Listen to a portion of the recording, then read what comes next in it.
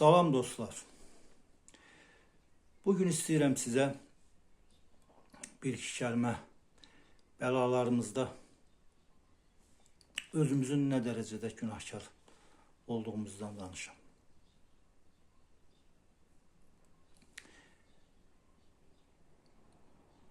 İstəyirəm bilək ki,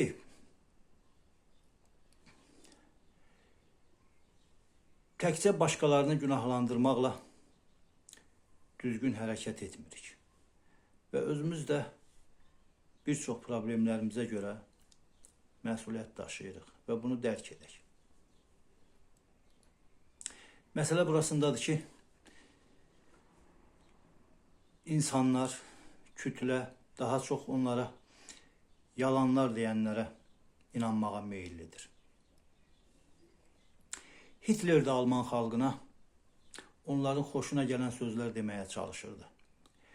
Və bu sayədə onların böyük rəğbətini qazanaraq dünya müharibəsinə başladı.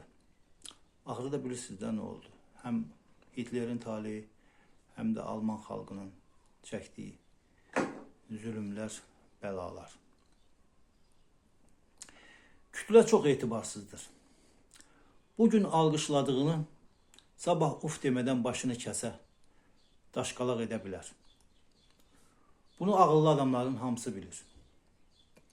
Kütlə istəyir ki, daim onun döşünə yatan sözlər söyləyəsən, sümüyünə düşən mahnılar oxuyasan.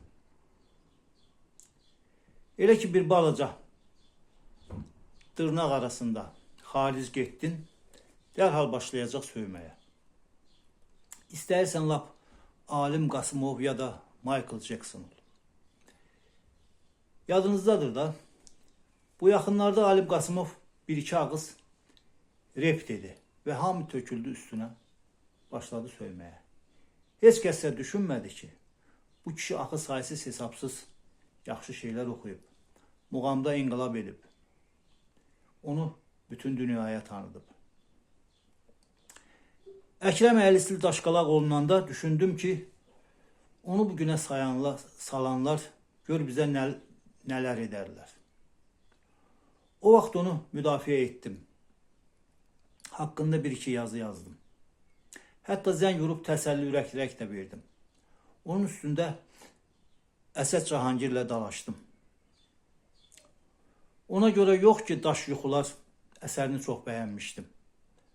Ona görə ki, vaxtilə Kür qırağının meşələrini, mənim nəğməkar bövümü, adamlar və ağacları, Ginalar çiçəyinə dediklərimi, Yəmən povestini, Gilas ağacı hekayəsini çox sevmiş.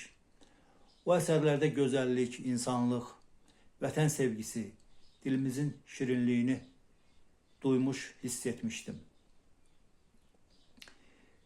Bir neçə gün öncə deputat Aqil Abbası Yüngülvari tənqid edən ironik bir video paylaşdım. Millətə ləzzət elədi. Baxış sayı vurdu, çıxdı kəllə çarxa.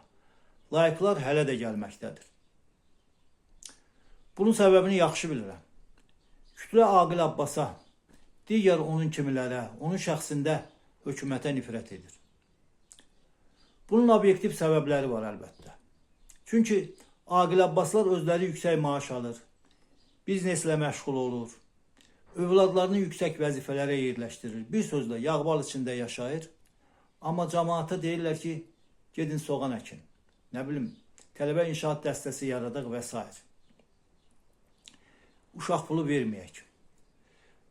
Bu da xalqı istər-istəməz qəzəbləndirir. Müxalifət təbliğatını da bunun üzərinə gələndə kütlənin bu ovqatının mənbəyini anlamaq çətin deyil. Odur ki, Aqil Abbası, Günay Ağamalını, Zahid Orucu, nə bilim, Erkin Qədirlini tənqid etmək istənilən adama yaxşı xal gətirir, çoxlu baxış və layiq qazandırır. Bu həm də ziyansızdır.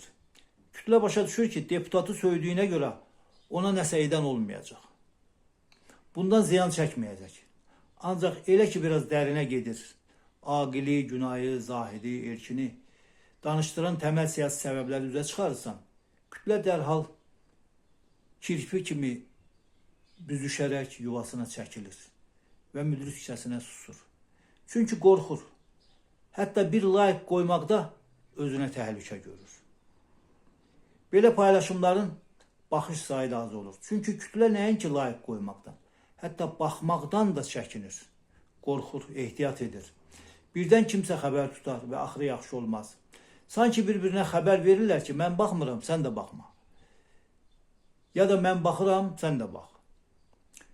Dünən Avropa Şurası Parlament Assambleyasının son qətnaməsi haqqında qısa danışdım. Bəyənmə sayı Aqil Abbas haqqındakı çıxışımdan 100 dəfə az oldu.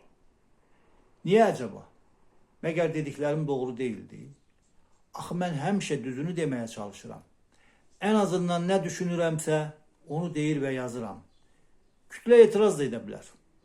Amma təəssüf ki, susur. Məyər Aşpanın qətnamələrinin kağız parçası olması həqiqət deyil. İndiyəcən nə deyiblər yerinə yetib? Hansı qərarı, qətnaməni qəbul ediblər və onun burada real təsiri olub? Mən belə bir şey xatırlamıram. Məgər digər iqtidarlar tənqidi fikirləri boğmayıblar?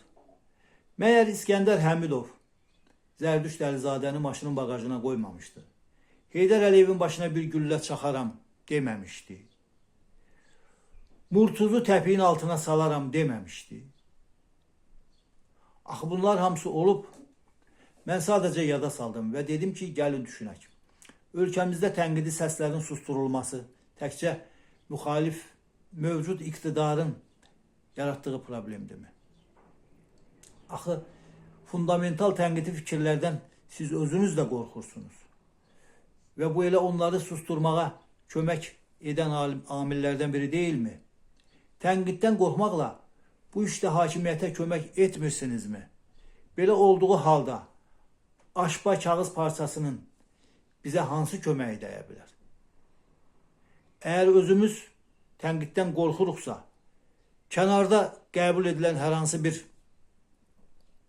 saxta qərar, qətnamə, boğazdan yuxarı bir münasibət nəyi dəyişə bilər? Amma bunu demək heç kəsin xoşuna gəlmir. Mən bunun da səbəbini çox gözəl anlayıram. Çünki millət düşdüyü ağır vəziyyətin baiskarı olaraq yalnız mövcud hakimiyyəti görür. Elə bilir ki, o dəyişsə hər şey olacaq. Buna ümid yeri kimi baxır. Bu inam onun gözünü, kör qulaqlarını kar edir.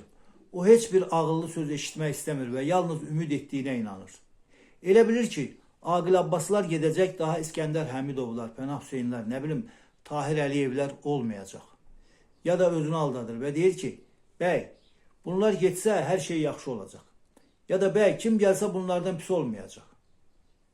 Amma bu özünü aldatmaqdır. Mən sizlər kimi düşünə bilmirəm təəssüf ki. Bunlardan pisi, hətta 10 qat pisi də gələ bilər və bunların dədəsinə rəhmət oxutdurar. Bu çox realdır. Çoxunuz bu sözləri oxuduqdan sonra düşünəcəksiniz ki, Nadir Qocabəyli bu hakimiyyətə işləyir və bu yazını sifarişlə yazır. Bu hakimiyyətin qalmasında maraqlıdır. Ancaq sizə açığını deyirəm, mən bu hakimiyyəti qətiyyən sevmirəm və ondan xittəyəcən narazıyam. Səbəblərini sadalamağa ehtiyac duymuram, çünki bunlar elə sizin də səbəblərinizdir. Ən çox əziyyət çəkənlərdən, layiq olduğu qiyməti almayanlardan, adam yerinə, vətəndaş yerinə qoyulmayanlardan, alçaldılanlardan, hər addımda incidilənlərdən, işsizliklə, çörəklə imtihana çəkilənlərdən biri yox, elə birincisi mənəm. Bununla belə sizə həqiqəti deyirəm. Biz nəyiksə, bunlar da odur. Yəni, xalq nədirsə, kütlə nədirsə, hakimiyyət də odur. Hər bir hakimiyyət öz xalqına layiqdir və biz hələ ki keyfiyyətli müxalifət də yarada bilməmişik. Bu hakimiyyətin yerinə iddia edənlər yenə həmin Ayaz Mütəllibovlar, İskəndər Həmidovlar, Pənah Hüseynlər, Tahir Əliyevlərdir. Onlar keyfiyyətcə bunlardan heç də üstün deyil, hətta aşağıdırlar. Avropadan, oralara sığınan söyüşçülərdən, Aşpa qətnamələrindən heç nə gözləməyin. Heç bir şey olası da deyil. Bu qətnamələr başımızın altına yastıq qoymaq, o söyüşlər canımızdakı qəzəbi, hirsi soyutmaq üçündür və hamısı bir məqsədə xidmət edir. İndiki durumun qalmasına. İqtidarın iqtidar yerində, müxalifətin müxalifət yerində, söyüşçülərin də söyüşçü yerində. Diqqətinizə görə sağ olun.